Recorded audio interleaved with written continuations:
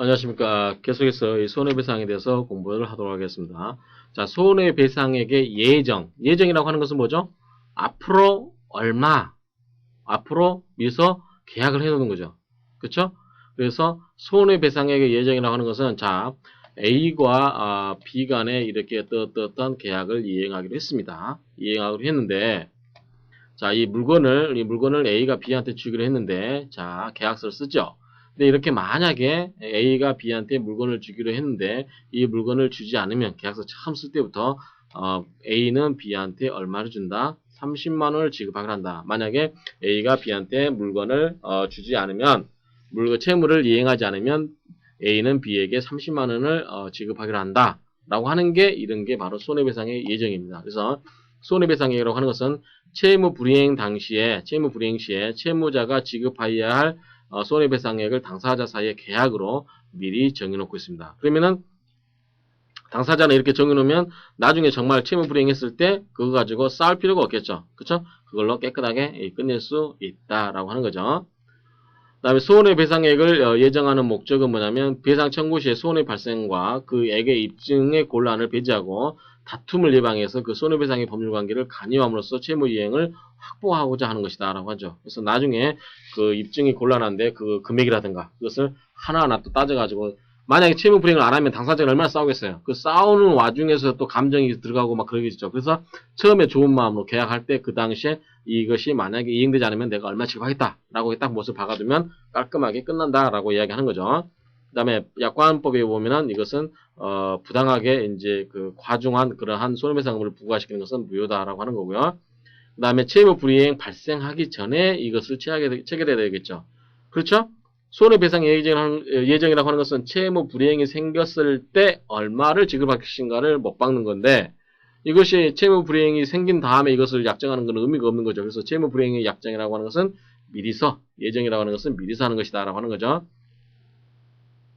채무 불이행을 예정 계약은 채무 불이행을 정기 조건으로 하는 조건부 계약이며 원인 채권에 정대한 계약이다라고 하는데 이건 당연한 얘기인데 혹시 여러분들이 이제 그 민청을 아직 공부 안 하신 분들은 이제 그분들을 위해서 좀 더 부연 설명을 해드리겠습니다. 자, 1월 1일 날 이걸 계약을 했습니다. 1월 1일 날 계약을 했습니다. 1월 1일 날 이것을 계약을 했습니다. 근데 만약에 이것을 안 되면, 이걸 안 되게 되면 내가 30만 원을 돈을 지급하기로 했다라고 해서 손해배상 예정을 해놨어요. 물론 이제 이게 쭉 이렇게 계약이 흘러가겠죠. 그런데 어느 시점에 이 시점이 뭐냐면 채무 불이행 시점이에요. 채무 이행을 하지 않는 시점이에요. 불이행 시점. 이때까지 뭐냐면 자, 이 계약은 뭐냐면 효력이 발생합니까? 안 합니까? 안 하죠. 원래대로 계약대로 이행하는 게 원칙입니다. 그래서 원래대로 계약이 이행돼야 되는데 3월 30일로 가정합시다. 원래대로 계약이 이행돼야 되는데 이게 쭉 이 효력이 발생하지 않고 있다가 만약 이때 채무 불이행을 딱 했다. 그럼 이때 비로소 이 30만 원을 달라라고 하는 거죠. 그래서 이때까지 불이행되는 시점까지는 뭐예요? 효력이 발생하지 않죠. 그다음에 불이행 시점이 일어난 채무 불이행 시점이 이후에 바로 이것을 30만 원 달라고 할 수 있는 거죠. 그렇죠? 이게 뭐냐면 효력이 정지되어 있다가 그때 어떤 불이행이라는 그러한 사실관계가 발생하면 거기에 의해서 30만 원의 권리가 새로 생기는 거죠. 그래서 채무 불이행을 정지 조건한다는 것은 자 이때까지는 정지 조건이기 때문에 효력이 안 생긴다라고 하는 거죠. 그래서 채무 불이행이 생기면 그때 비로소 채무 불이행에 관한 그런 손해배상의 책임을 진다라고 하는 거죠.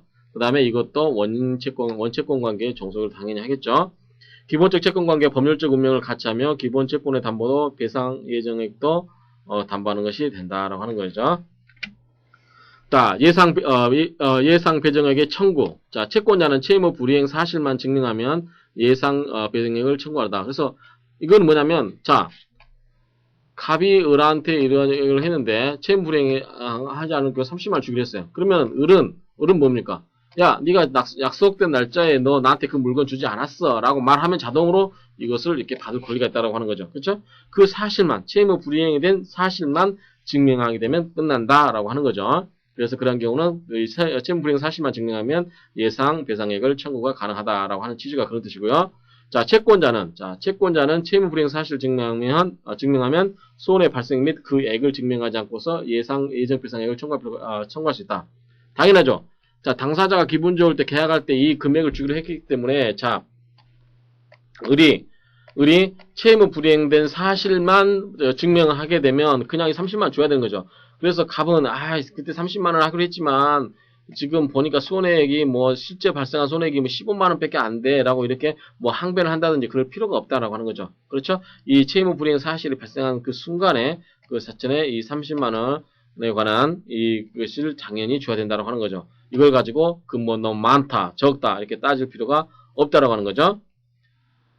그 다음에 채무자는 채무 불이행이 그의 규칙 사실에 기인하지 않는 사실, 손해가 전혀 없다는 사실, 실제 손해액이 예정보다 적다는 것을 입증하더라도 책임을 면하거나 감액을 청구하지 못한다. 이거 나오죠? 실제 손해액이 예정액보다 적다는 것을 증명하더라도 책임을 면하거나 감액을 청구하지 못한다라고 하는 거죠. 그 다음에 채권자도 이거 그때 30만 원 했지만 이게 실제 손해가 50만 원 늘어났네. 그래서 50만 원을 달라 할 수 있다 없다? 없다라고 하는 거죠. 그래서 채권자는 실제 손해액이 예정액보다도 크다는 것을 입증하여도 증액을 청구할 수가 없다라고 하는 겁니다.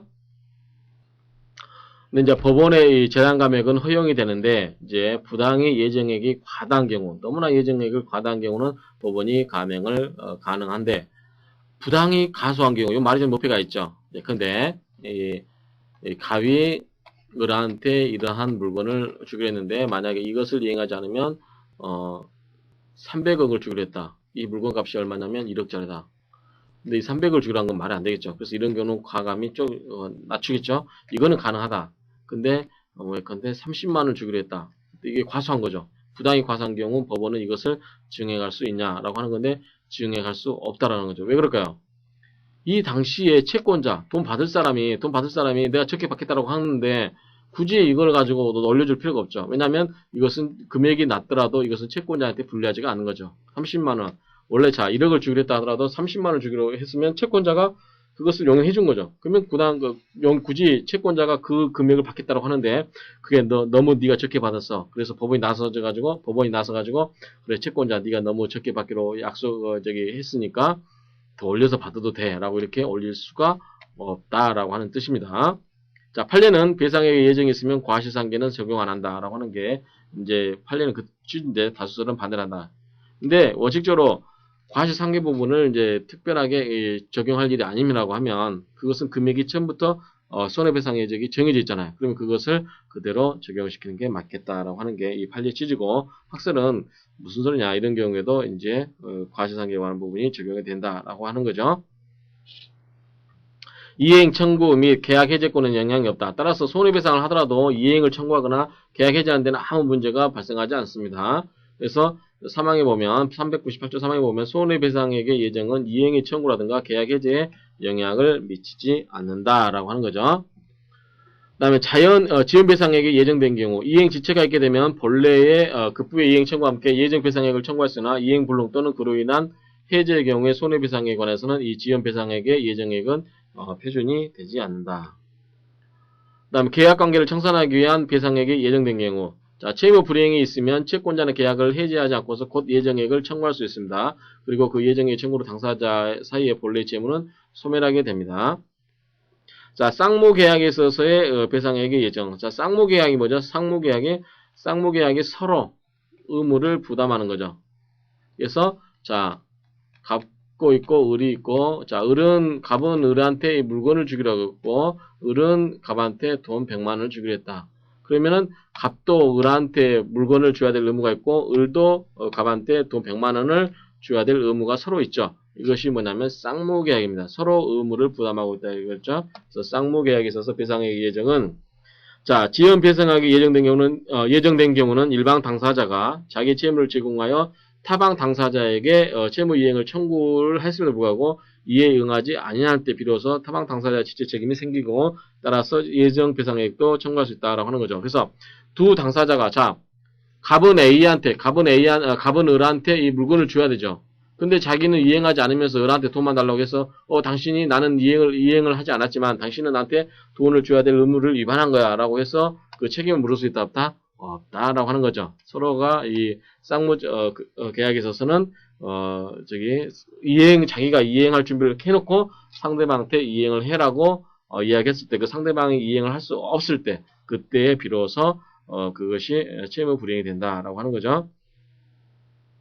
자, 이행기일에 당사자 쌍방이 이행 제공을 하고 있지 않으면 당사자의 지체 책임은 아직 발생하지 않고 따라서 예정 배상액도 청구를 할 수가 없다라고 하는 겁니다.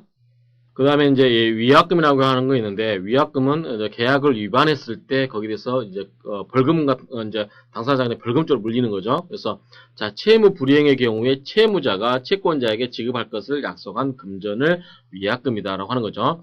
이 위약금을 약속하는 목적은 위약벌 또는 배상액의 예정이 되는 거죠. 아까 우리가 손해배상의 예정은 자, 당사자에게 내가 채무를 이행하지 않으면 얼마를 지급하겠다라고 이제 계약을 하는 거고, 계약금 비슷하게 이제 하는 경우 위약금이라고 하는 것은 그러한 목적으로 이렇게 어떤 돈을 지급하기로 하는 금전의 약속이 되겠죠.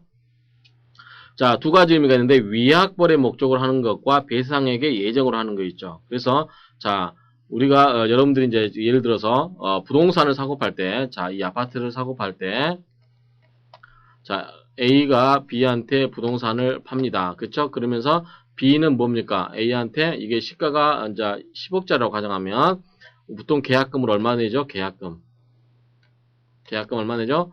1억. 보통 10%로 가정한다고 합시다.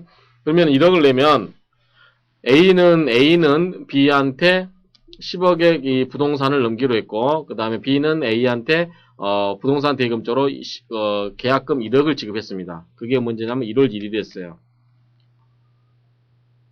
근데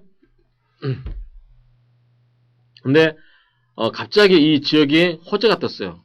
엄청난 호재가 떠가지고 이게 지금 현재 시가가 얼마냐면 15억까지 올랐어요. 아니 13억까지만 올랐다고 합시다. 그러면 자, 여러분들이 집주인 A라면 어떻게 할까요? 집주인 A라면 이 사람은 어떻게 하냐면 보통 우리가 통상적으로 어떻게 할까요? A는 B한테 받은 돈의 2배, 그쵸? 그래서 얼마? 2억을 지급하고 계약을 해지를 해버립니다. 그쵸? 그러면 그래도 얼마 이익이에요? 10억에 팔던 거를 13억에 팔게 됨으로써 3억의 이익이 더 생겼죠.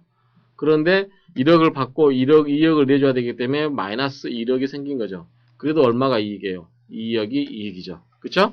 근데 마찬가지로 이제 B는 뭐냐면 이 값이 부동산 값이 떨어지고 있어요. 얼마로 떨어지고 있냐면 8억으로 떨어지고 있어요.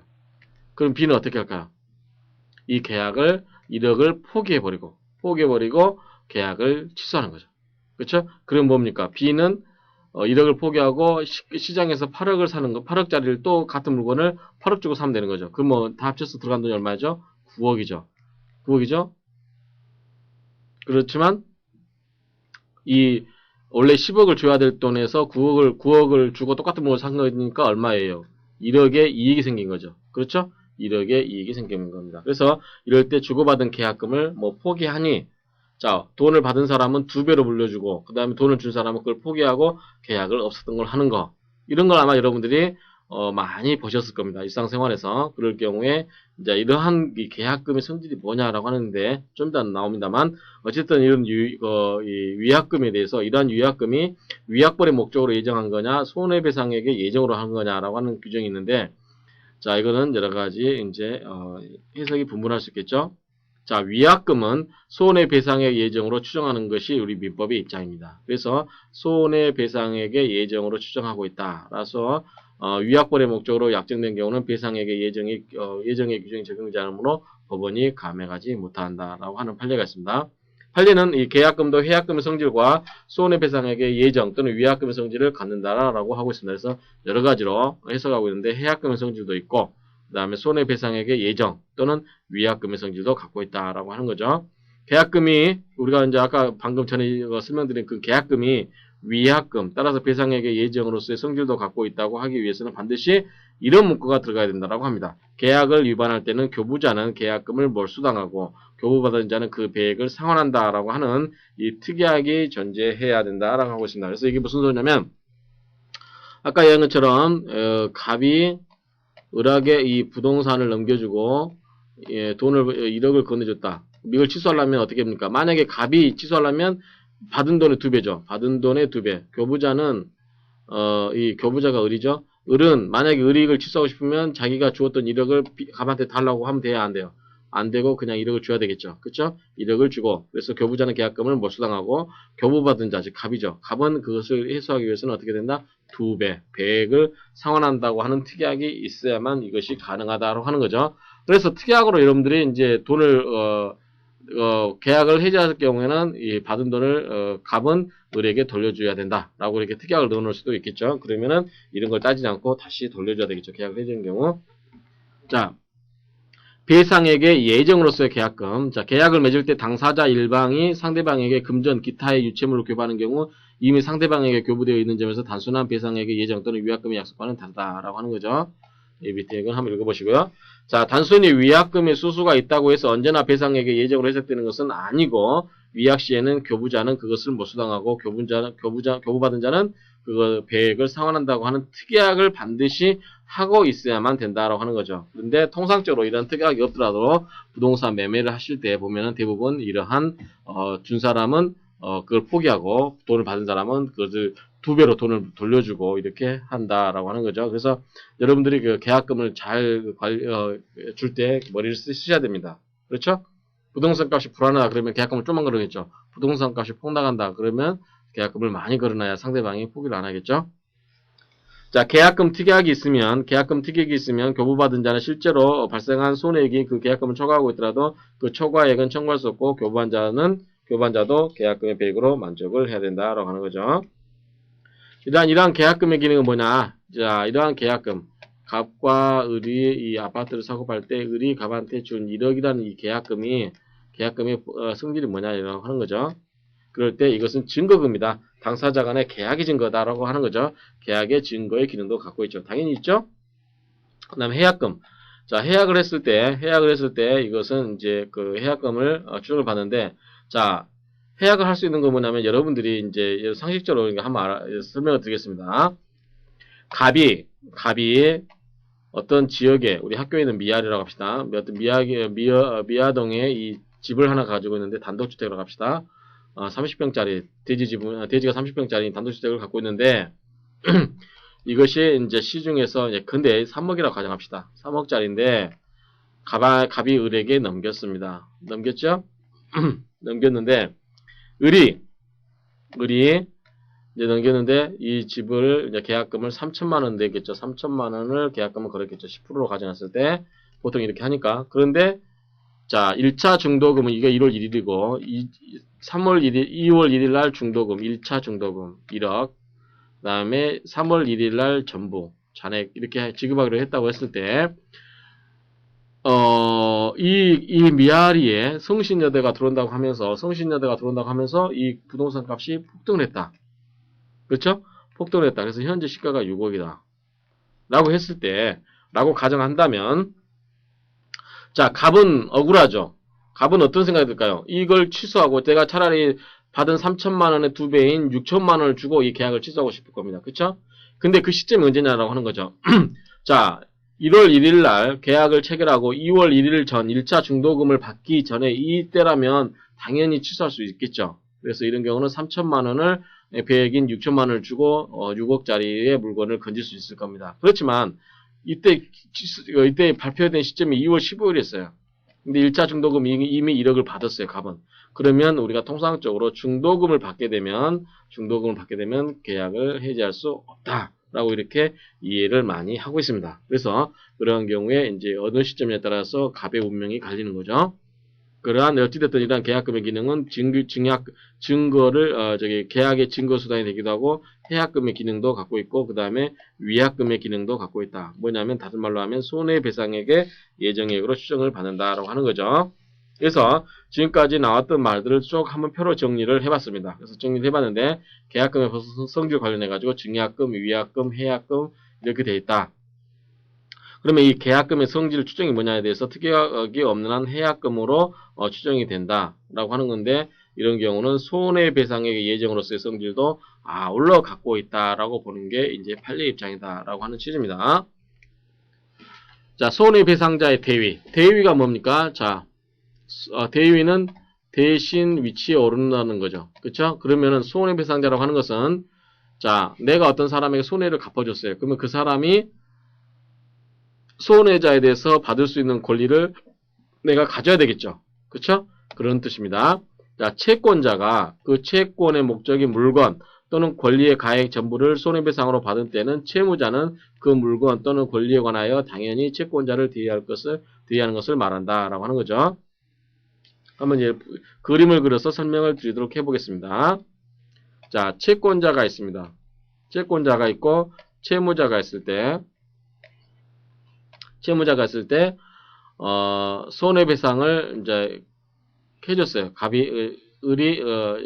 채무자가 갑에 대해서 손해배상을 해줬습니다. 그러면 이 갑이 이 물건에 대해서 갖고 있는 권리를 채무자가 가져올 수 있다라고 하는 겁니다. 자, 우리 민법 741조 부당이득의 내용에 관한 내용인데, 자, 한번 보십시다. 손해배상제 대위 관련하죠. 채권자의 이중의 부당이득을 방지하고 배상자를 보호하기 위해서 748조의 규정을 특징한 것이다 라고 하는 건데 불법행위에 의한 손해배상의 경우도 준용하고 있다. 그래서 우리 부당이득의 내용에 관한 내용을 민법 규정을 한번 보도록 하십시다. 민법 741조를 보면 법률상 원인 없이 타인의 재산 또는 노무로 인하여서 이익을 얻고 이로 인해서 타인에게 손해를 가한 자는 그 이익을 반환해야 된다라고 하는 게 741조의 부당이득의 내용에 관한 내용입니다. 그래서 법조문을 참고하시라고 뜻에서 넣어드린 겁니다. 자, 이러한 손해배상자의 대의가 인정되기 위해서는 어떤 요건이냐면 물건 또는 권리의 인도를 목적으로 하는 채권에 관하여 전보배상의 전부입니다. 전부를 받아야 되고 그 다음에 일부에 지나지 않으면 이것은 일부 대의가 생기지 않는다라고 하는 거죠. 효과는 뭐냐면 자, 채권의 목적인 물건 또는 권리가 법률상 당연히 채권자로부터 누구에게 배상자에게 넘어간다라고 하는 거죠. 그 다음 채무자의 과실과 함께 제3자의 고의 과실이 가담하여 이행 불능이 된 경우에 채권자가 제3자에 대하여 가지게 되는 권리, 결국 거래상 채권의 목적이었던 물건, 권리에 가름하는 것을 볼 수 있음에 관해서도 배상자 대의가 생기는가에 대해서 규정은 없으나 이것을 긍정하고 있다. 그 다음에 이 부분을 여러분들 좀 신경 쓰시기 바랍니다. 물론 뭐 내용이 중요하다는 것보다도 여러분들이 이해하기에 좀 어려울 수 있는데 한번 보십시다. 보험금 청구권에 관하여는 그 건물 임차인이 그 건물을 소실하여 전부를 배상하여도 가옥 소유자의 보험금 청구권에는 대의 행사를 할 수 없고 오히려 보험회사가 가옥 소유자의 보험금 손해배상 청구를 대의함에 유의해야 된다 라고 하는데 이게 무슨 말이냐면 제가 그림을 그려서 설명드리겠습니다. 자, 이게 소유자 갑이 있습니다. 소유자 갑의 집이 이렇게 있습니다. 이것을 임차를 했습니다. 건물을 임차를 해서 이것을 을한테 넘겼습니다. 을한테 이제 넘겨주고 이제 1억을 받고 이 가옥을 쓰라고 줬습니다. 근데 갑이 소유자가 이 집에 대해서 1억짜리 보험을 들었습니다.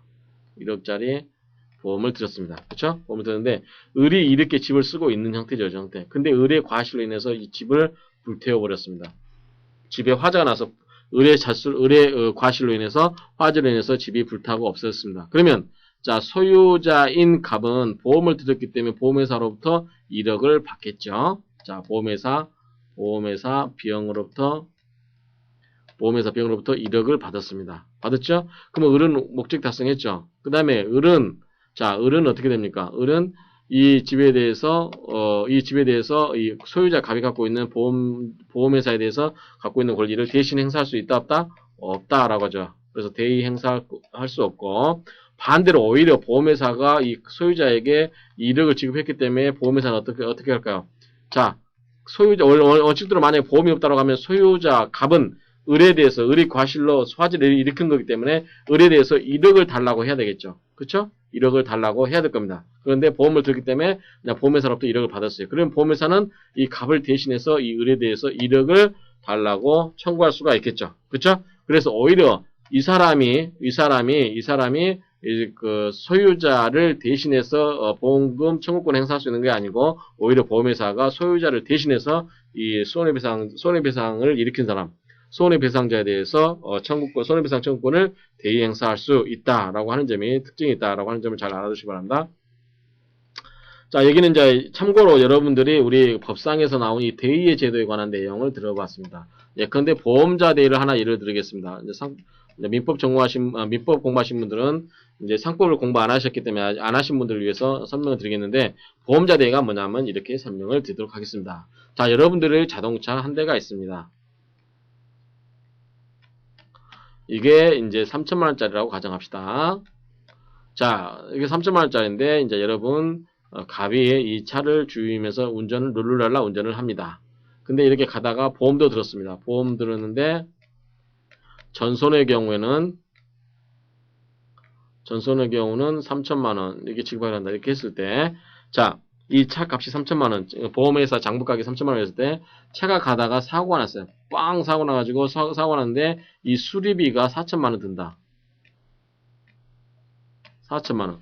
그러면 여러분들이 만약에 보험회사 사장님이라면, 자, 이 차를 4천만 원 들이고 수선을 해주시겠습니까? 아니면, 그냥 3천만 원만 지급하고 차를 어떻게, 하시겠습니까?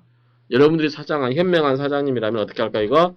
3천만 원만 지급을 하고 4천만 원 수리 안 해주겠죠. 그리고 여러분들이 3천만 원 지급해주게 되면 갑은 뭐예요? 갑은 이 차에 대해서 모든 이익을 다 회수한 거죠. 그러면 보험회사는 이 차를 어떻게 합니까?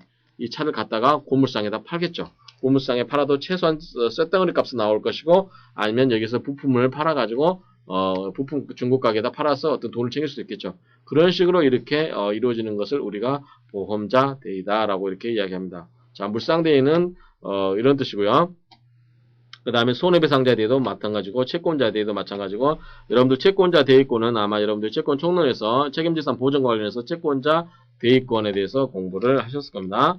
그 다음에 변제자 대의라든가 공동저당에 있어서 후순위 권리자의 대의, 이런 부분인데, 이거는 여러분들이 한번 읽어보시면 됩니다. 그래서 대의라고 하는 것은 어떤 보상을 해줘야 될 사람이 그것을 보상해줌으로써 그 책임 있는 자에게 물을 수 있는 청구권을 대신 행사할 수 있는 거. 예컨대 공동저당에 있어서 후순위 권리자의 대의인데, 이건 여러분들이 이해를 돕기 위해서 한번 제가 설명을 드리겠습니다. 이거 민법 368조 1항과 2항에 있는 내용인데, 이것을 이렇게 이해하시면 됩니다. 자, 부동산 A, 부동산 B, 부동산 C 이렇게 있다고 가정합시다. 그럴 때 어떤 특정 채무를 위해서 각각의 이게 전부 들었어요. 그래서 자, 채권자는 채무자 A, 채무자 1, 2, 3한테 A, B, C 부동산에 대해서 이렇게 했습니다. 채권자는 권리 행사를 해서, 자, 이게 이제 1억, 이게 1억, 이게 1억이라고 합시다.